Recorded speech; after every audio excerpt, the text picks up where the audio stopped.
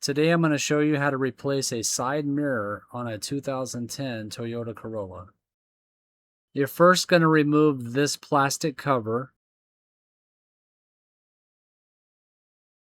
Next, you're going to pull the top of the door panel just enough to see down inside. Remove the plastic shielding.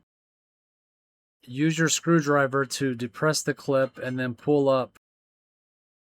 Now you use your small ratchet with a 10mm socket. There are 3 bolts to take off.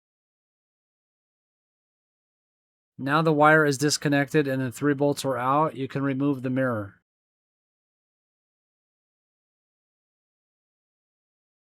You can see the old mirror is broken.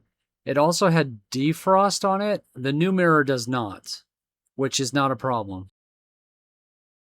Now it's time to install the new mirror.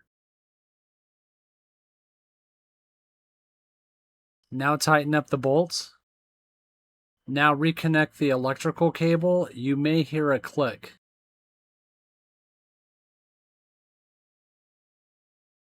You're going to snap the small plastic piece back on first. Once you do that, and then you can snap the top of the door panel back on.